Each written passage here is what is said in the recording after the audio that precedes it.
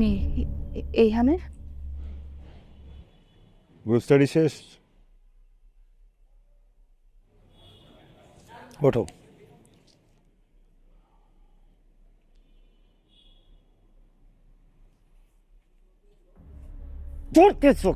তুমি বলেন হইল না তুমি।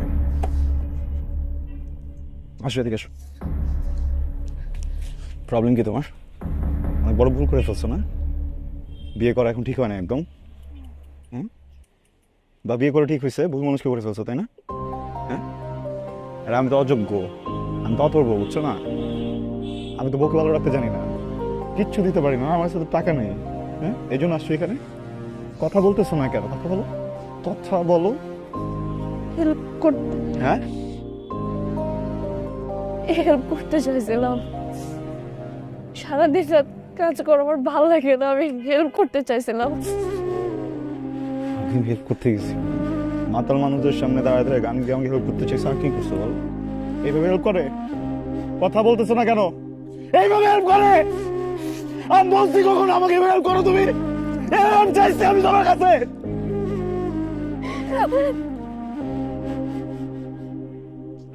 কি করতেছো তুমি এখানে? আমি প্রত্যেকদিন সকালবেলা বের হয়ে রাস্তায় এত পরিশ্রম করি কি এই জন্য যে আমার বউ বাড়ি এসে গান গাবে? আমি তোমাকে কখনো বলছি আমাকে হেল্প করো? তোমার যদি আমাকে হেল্প করার ইচ্ছা থাকতো তুমি আমি বাসে যাওয়ার পর একটা ভালো কিছু রান্না করে আমাকে খাওয়াইতা। হ্যাঁ, আমার সাথে দুটো ভালো কথা বলতা। আমি যখন ঘুমাই যাই আমার মাথা একবার হাতটা ভুলাই দিত, তাও তো হেল্প হয়ে যেত। এটা কি হেল্প করতে আসছো তুমি আমারে? যাও ভিতরে যাও, বউ আমার হেল্প করো, এখন যাও হেল্প করো আমার, যাও ভিতরে যাও। এই ভাইয়া কে আছেন? এই নিয়ে যান, আপনাদের বার সিঙ্গারে নিয়ে যান এখান থেকে। যাচ্ছ না কেন? ভিতরে যাও। এই তানহা, এই তানহা, তানহা কি হয়েছে তোমার? কি হয়েছে? পানি আনবো আমি? হ্যাঁ, চলো আমার সাথে চলো, আমরা ডক্টরের কাছে যাবো। আসো দেখি, দেখি দাও এটা আমাকে দাও। ডক্টর কাছে যাইতে হবে না। তুমি কোনো কথাই বলবে না তো, আসো। শোনো শোনো, হ্যাঁ, শোনো, হাসপাতালে যাইতে হবে না, হাসপাতালে যাইতে হবে না।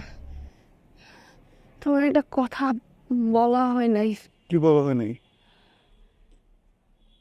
আমি প্রেগন্যান্ট। এই জন্যই তো বলতেছি চলো তুমি।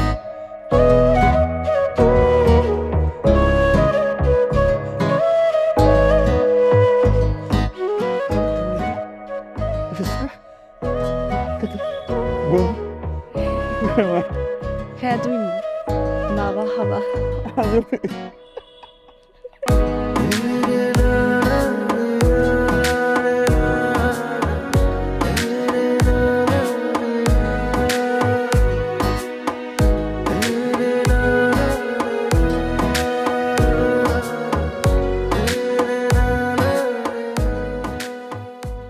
মা, আমাদের পরিবারটাকে ফাইন্যান্সিয়ালি সাপোর্ট দিতে যে তাহাকে আমি মেন্টাল বা ফিজিক্যাল কোনোভাবেই সাপোর্ট দিতে পারতেছি না। সারাদিন বাসায় একা একা থাকে, ওর রান্নাও করে, ওর খাবারও খায়। এই সময় তো আসলে একটা মানুষের হয়ে থাকাটা টাফ।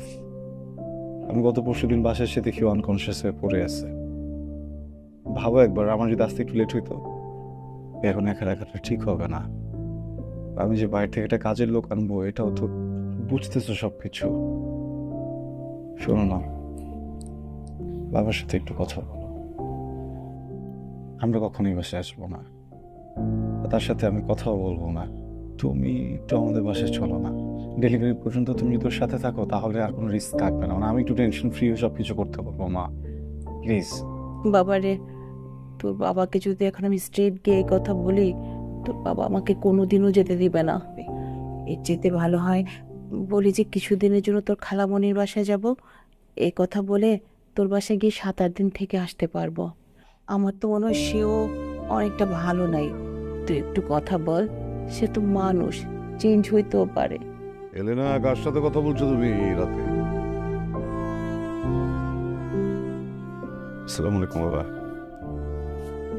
কেমন আছো? এখনো রাগ রাগ হওয়াটাই স্বাভাবিক ব্যাপার। বাবা আই এম সরি, আমি তোমাকে না বুঝে অনেক কষ্ট দিয়ে ফেলছি। কিন্তু বাবা,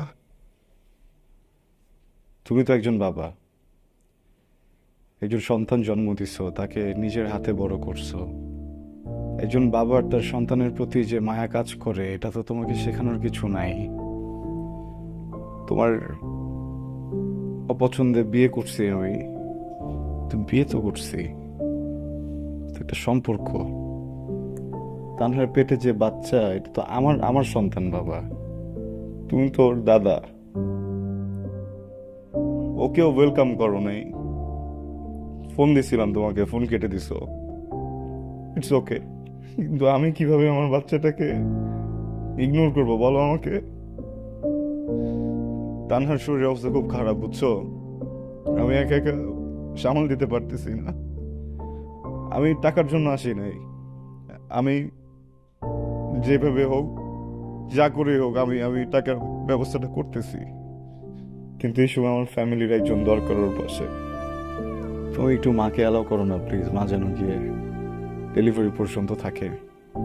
হয়েছে কি, আমি আমার ফ্যামিলিকে এখনো বলি নেই যে আমরা আলাদা থাকি। তারা জানে তুমি, আমি, মা, তানহা সবাই একসাথে আছি, হ্যাপি আছি।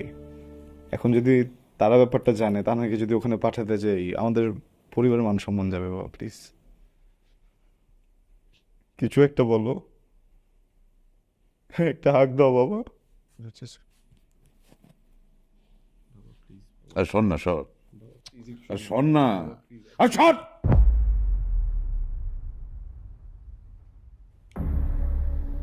ম্যাচিউর হয়ে গিয়েছিস তুই, না? অনেক ম্যাচিউর হয়েছিস। কি গুছিয়ে গুছিয়ে কথা বলছিস, হ্যাঁ? তোর এই সুন্দর গুছিয়ে কথা বলার মাঝেও কোথায় যেন ছন্দপতন ঘটে যায়। একবার ছন্দ কেটে গেলে জীবনের ছন্দ থেমে যায়। তোকে একটা কথা বলি, তুই, হ্যাঁ, তুই আমার সন্তান। জন্মের পর থেকে তোকে আদরে, যত্নে, শাসনে, ভালোবাসায়, শিক্ষা দীক্ষায় ম্যাচিউর করেছি, ম্যাচিউর। আমার পরিবার, পরিজন, সমাজ, সবার কাছেই তুই আমার স্বীকৃত সন্তান, জায়েজ সন্তান। কিন্তু তোরটা, বাবা, তুমি আমার বাবা না হলে তোমার জিভাটা টান দিয়ে ছিঁড়ে ফেলতাম। অনেক কিছু বলছো, কখনো কোনো উত্তর দেয় নেই, কিন্তু এইখানে ফুল স্টপ দাও বাবা। আমার আমার বাচ্চা নিয়ে কথা বলো না, হ্যাঁ? তোমার জন্য তো আমি অনেক আগেই মারা গেছিলাম। আজকের পর থেকে তুমিও আমার জন্য মরে গেছো। কয়েকটা মানুষ ভাড়া করে রেখো। আর তুমি যদি আমার চোখের সামনেও মারা যাও, আমি কিন্তু তোমার লাশ ধরেও দেখবো না বাবা।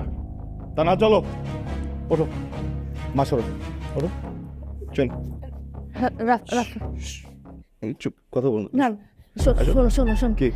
বাবার বাবার আর মন খারাপ করছে। তুমি আরে কিসের বাবা, কিসের মন খারাপ? তুমি চলো আমার সাথে। তুমি সরি বলো বাবা। কিসের?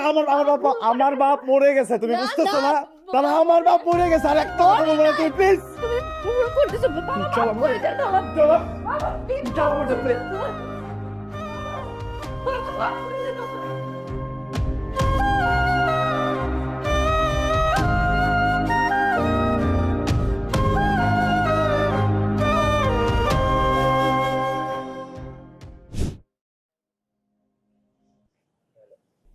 মানুষ মানুষকে বিয়ে করে কত কিছু দেয়, তাই না? আমি তোমাকে কষ্ট ছাড়া কিছু দিতে পারলাম। আমি খুব সরি তানহা, এই পারলে আমাকে মাফ করে দিও। তুমি আমার কোনো কষ্টই দাও না। এখন কি খবর? তোমাকে বাবুকে তো একা রেখে আমি বেরোতে পারবো না। একটা কাজ করি, তোমাকে বাবুকে তোমাদের বাড়িতে রেখে আসি কিছুদিনের জন্য। রাইখা আসি মানে কি? আমি বাড়িতে গেলে তুমিও যাও আমার সাথে। ওটা তো পসিবল হবে না। দেখো, বাবু যখন পৃথিবীতে আসবে তখন কতগুলো টাকা লাগবে না? আমাকে এখান থেকে কাজ করতে হবে না। তোমরা দুজন ওখানে গিয়ে ফ্যামিলির সাথে একটু আরাম করো, আমি ততদিন সব কিছু রেডি করি, তুমি একটু ওখানে থাকো প্লিজ। না আমি তোমার সাথে থাকবো। করো না, শুনুন, আমার সাথে থাকার থেকে তোমার ভালো থাকাটা অনেক বেশি ইম্পর্টেন্ট।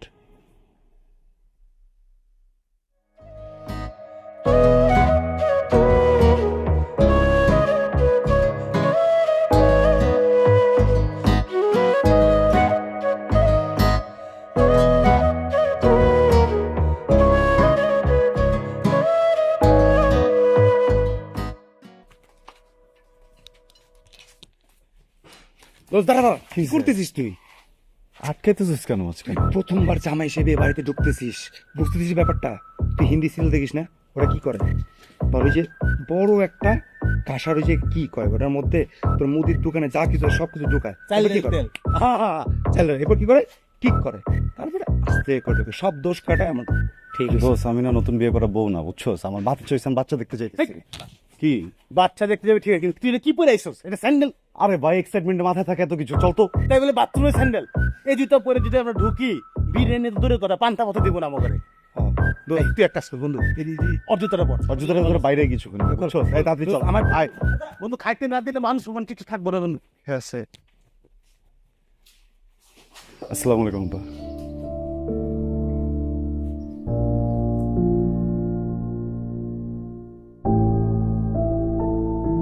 আব্বা কেমন আছেন আপনি? আমি বুঝতেছি আপনি এখন আমার উপর রাগ করে আছেন, এটাই স্বাভাবিক। কিন্তু কি করবো বলেন, প্রথমবার বাবা হইলাম তো, কোত্থেকে যেন একটা দায়িত্ব ঘাড়ে চলে আসছে, সবকিছু গোছাইতে একটু সময় লেগে গেল। কথা দিচ্ছি এই যে আসছি না, আপনি যতদিন বলবেন আমি থাকবো, 10 দিন 12 দিন 15 দিন থেকে তারপর যাবো, ঠিক আছে? রাফসান, জি। তুমি এখান থেকে চলে যাও। বুঝলাম না বাবা। তুমি যত তাড়াতাড়ি পারো লোকজন নিয়ে এখান থেকে চলে যাও।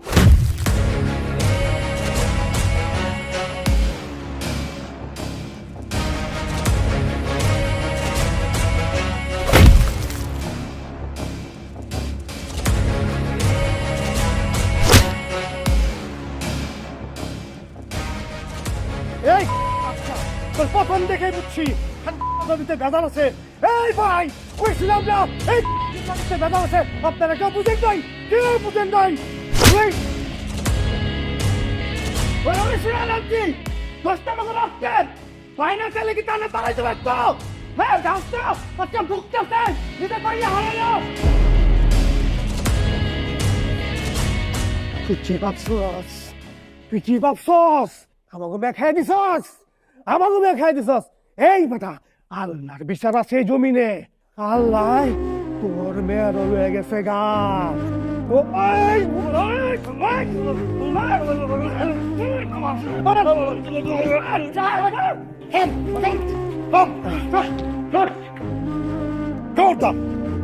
কেউ রাফসানের গায়ে আরেকবার হাত দিবি না, তাহলে আমি ভুলে যাবো তোরা আমার ভাই ছিলি।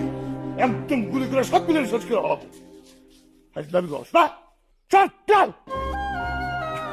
তানা কই আব্বা? তানা কই? কথা বলতে গেল তারা কই? স্যার